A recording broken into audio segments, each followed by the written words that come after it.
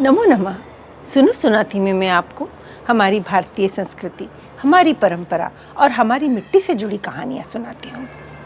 आज जो मैं कहानी सुनाने जा रही हूँ वह है रानी कर्णावती की। और हमारे देश का इतिहास तो अनेकों ऐसी वीरांगनाओं से भरा हुआ है जिन्होंने अपनी सूझबूझ, दूरदृष्टि और वीरता से दुश्मनों के छक्के छुड़ा दिए थे। रानी कर्णावती थी गढ़वाल की। वैसे गढ़वाल में रानी कर्णावती को जाना जाता है नाक काटी रानी के नाम से। गढ़वाल में परमार वंश की नींव रखी थी सन 1358 में राजा अजयपाल ने। उसका कारण था गढ़वाल एक बेहद समृद्ध प्रदेश था। वहाँ पर सोना, तांबा और शीशे की खानें थीं। साथ ही साथ अलकनंदा और भागीरथी का जल था।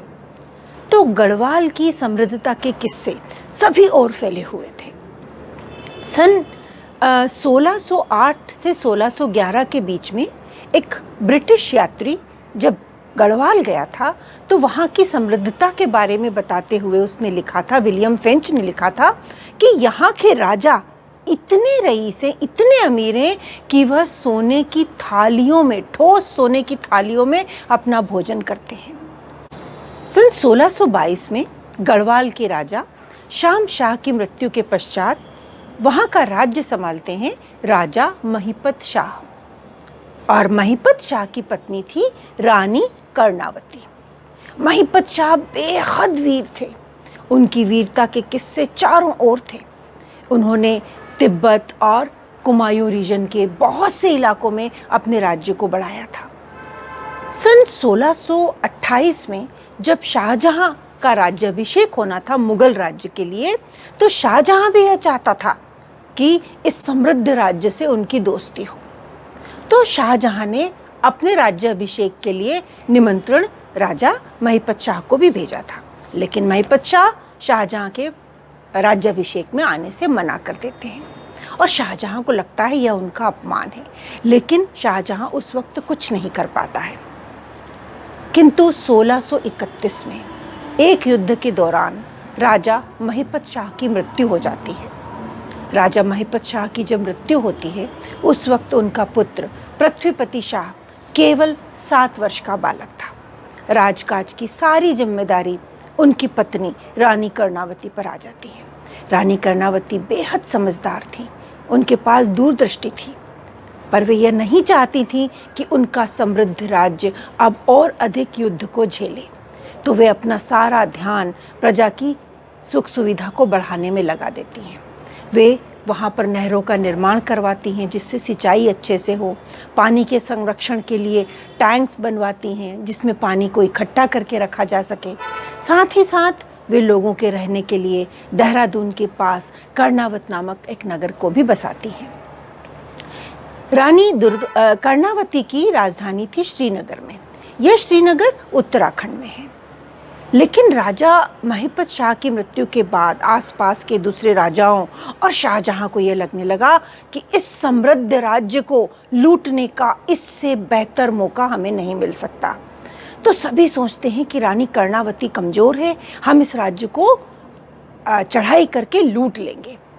शाहजहां भी यह चाहता है कि इस समृद्ध राज्य को लूटा जाए। तो कुमायूं का नजबत खान शाहजहां को यह विश्वास दिलाता है कि उनकी सेना के साथ वह गढ़वाल को हरा देगा और वहाँ की सारी संपत्ति और दौलत उनके कब्जे में होगी। नजबत खान शाहजहां की आज्ञा मिलते ही गढ़वाल पर चढ़ाई शुरू कर देता है। रानी बहुत समझदार थी। वह जानती थी कि 30,000 की पैदल और घुड़सवार सेना को लेकर आगे बढ़ते हुए नजबत खान को हराना उनके मुट्ठी भर सैनिकों के लिए बेहद मुश्किल ही नहीं, बेहद दुष्कर कार्य है। वे कुछ नहीं करती हैं, चुपचाप देखती हैं। और नजबत खान यह सोचता है कि अरे, मैं तो गढ़वाल की सीमा में भी प्रवेश कर गया, किसी ने मेरा प्रतिरोध ही नहीं किया। ऐसा करते करते आगे बढ़ते बढ़ते गढ़वाल की सीमा में वह आज जहाँ लक्ष्मण झूला है देहरादून में, वहाँ तक पहुँच जाता है। लक्ष्मण झूले तक पहुँचने के बाद उसे तो लगने लगता है कि अब तो गढ़वाल का राज्य और रानी कर्णावती को मैं घुटने टिकवा दूंगा, यहाँ की सारी दौलत मेरी होगी। वह नहीं जानता था कि आगे उसके लिए क्या लिखा हुआ है। लक्ष्मण झूले से ऊपर की तरफ जाते हुए जब उनकी सेना, लजपत खान की सेना घाटी में प्रवेश करती है, वैली में प्रवेश करती है, तो रानी के सैनिक घाटी के पीछे से उनका रास्ता रोक देते हैं और घाटी के ऊपर दूसरे सैनिक रोक देते हैं। इस तरह नजबत खान घाटी में दोनों तरफ से कैद हो जाता है। इस पहाड़ी इलाके के दुर्गम रास्तों की उसके सैनिकों को कोई ज्ञान नहीं था। वे समझ नहीं पाते हैं अब करें तो क्या करें, और ऊपर से रही सही कसर पूरी होती है मौसम से। मूसलाधार बारिश होती है। उस बारिश में धीरे धीरे करके नजबत खान के सैनिकों के पास राशन खत्म होने लगता है। राशन के इलाकों इंतजाम के लिए जब वे लोग आसपास के गांवों में जाते हैं तो रानी के सैनिक गुरिल्ला पद्धति से उनके ऊपर आक्रमण करके या तो उन्हें मार देते हैं या उन्हें भगा देते हैं। इस तरह कई दिनों पश्चात नजबत खान को यह एहसास हो जाता है, नहीं, मैं रानी को नहीं हरा सकता।